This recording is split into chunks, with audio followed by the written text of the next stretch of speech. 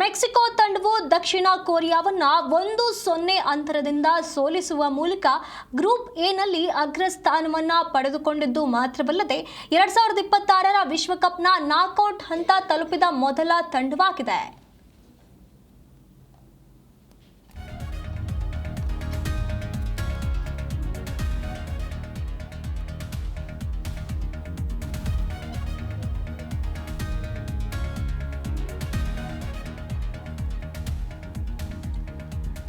ಗಮನಾರ್ಹವಾಗಿ ಇಲ್ಲಿ ಮೆಕ್ಸಿಕೋ ತನ್ನ ಆರಂಭಿಕ 2 ಪಂದ್ಯಗಳನ್ನು ಗೋಲು ಬಿಟ್ಟುಕೊಟ್ಟೇ ಗೆದ್ದಿದೆ.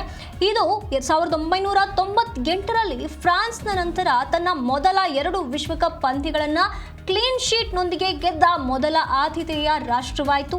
ಈ ಗೆಲುವಿನೊಂದಿಗೆ ಮೆಕ್ಸಿಕೋ ಗ್ರೂಪ್ ಎ ವಿಜೇತರಾಗಿ ಮುಂದಿನ ಸುತ್ತಿಗೆ ಮುನ್ನಡೆದಿದೆ. ಜೂನ್ 30ರಂದು ಮೆಕ್ಸಿಕೋ ನಗರದಲ್ಲಿ ನಡೆಯುವಂತಹ 32ನೇ ಸುತ್ತಿನ ಪಂದ್ಯದಲ್ಲಿ ತಂಡವು group C, E, F, H ಅಥವಾ ಐನಿಂದ 3ನೇ ಸ್ಥಾನದಲ್ಲಿರುವ ತಂಡವನ್ನ ಎದುರಿಸಲಿದೆ. ಮೆಕ್ಸಿಕೋ ತನ್ನ ನಾಕ್ಔಟ್ ಪಂದ್ಯವನ್ನ ತವರಿನಲ್ಲಿ ಆಡುವಂತ ಲಾಭವನ್ನ ಪಡೆಯಬಹುದಾಗಿದೆ.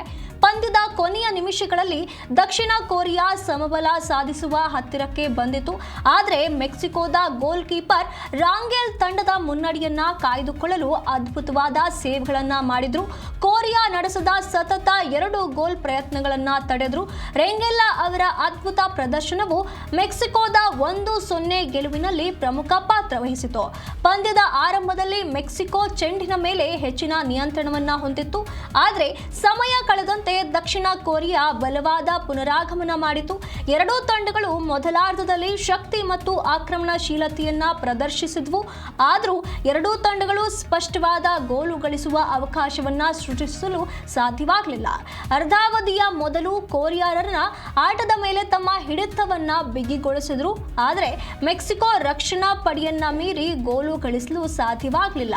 ದ್ವಿತೀಯಾರ್ಧದ 50ನೇ ನಿಮಿಷದಲ್ಲಿ ಲೂಯಿಸ್ ರೋಮೋ ದಕ್ಷಿಣ ಕೊರಿಯಾ ವಿರುದ್ಧ ಗೋಲು ಗಳಿಸಿ 1-0 ಮೆಕ್ಸಿಕೋಗೆ ಮುನ್ನಡೆ ತಂದುಕೊಟ್ರು. ಹಾಗೆ ಗುಟ್ರೇಜ್ ಅದ್ಭುತ ಥ್ರೋ ಬಾಲ್ ನೀಡಿ ಗೋಲು ಗಳಿಸುವ ಅವಕಾಶವನ್ನ ಸೃಷ್ಟಿಸಿದ್ರು. ಆದರೆ ಅವರ ಶಾಟ್ ನೆಟ್ಗೆ ತಲುಪಲಿಲ್ಲ. ಆದಾಗ್ಯೂ ಈ ಅವಕಾಶ ಮೆಕ್ಸಿಕನ್ ಆಟಗಾರರ ಆತ್ಮವಿಶ್ವಾಸವನ್ನ ಹೆಚ್ಚಿಸಿತು. ಸ್ವಲ್ಪ ಸಮಯದ ನಂತರ ಲೂಯಿಸ್ ರೋಮೋ ಚೆಂಡನ್ನ ಹೆಡ್ ಮೂಲಕ ಗೋಲಿಗಟ್ಟಿದ್ರು. ಇನ್ನು ದೇಶಾದ್ಯಂತ ಫುಟ್ಬಾಲ್ ಅಭಿಮಾನಿಗಳ ಉತ್ಸಾಹ ಈಗಾಗಲೇ ತಾರಕಕ್ಕೇರಿದ್ದು, ಯಾವುದೇ ಅಡೆತಡೆಯಿಲ್ಲದೆ ಅತ್ಯುತ್ತಮ ಡಿಜಿಟಲ್ ವೀಕ್ಷಣಾ ಅನುಭವದೊಂದಿಗೆ ಈ ಕ್ರೀಡಾ ರೋಮಾಂಚನವನ್ನ ಸವಿಯೋದಕ್ಕೆ ಹಿಂದೆ ZEE5 ಮತ್ತು ಯುನೈಟೆಡ್ 8 ಸ್ಪೋರ್ಟ್ಸ್ನಲ್ಲಿ ಲೈವ್ ವೀಕ್ಷಿಸಿ ನಿಮ್ಮ ನೆಚ್ಚಿನ ತಂಡವನ್ನ ಹುರಿದುಂಬಿಸಿ.